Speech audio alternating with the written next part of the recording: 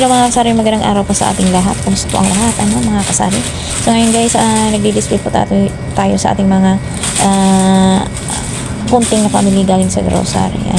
Mga kasari, at ilalagyan natin ng mga presyo at i-display natin yung mga panindang candy na tigpipiso pa rin ang aking bentahan ng mga max na yan. Kahit pa paano may 10 piso pa rin sa isang balot. So ayan, para mabilis naman maubos mga kasari. Madalas po ang nabili niyan ay yung mga ayuyusi din, mga kasari. So ayan, inaayos na natin yan ng lagay papunta sa ating lagayan, mga kasari. So paulit-ulit po yung ating mga ginagawa, mga kasari, dito sa ating tindahan. Parang tinitingnan mo, parang hindi pa tayo napapagod, pero kailangan kumita natin ng bare-barya kahit nasa bahay lang tayo, mga kasari.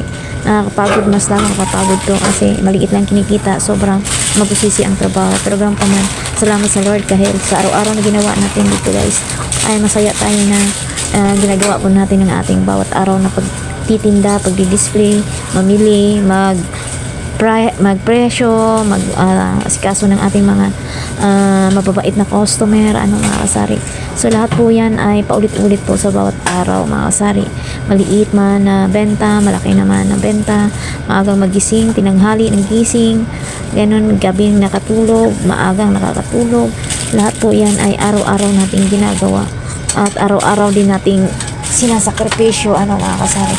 Pero ganun pa man, sa araw-araw natin ginagawa na lang natin masaya para magaan ang trabaho sa bawat araw, mga kasari.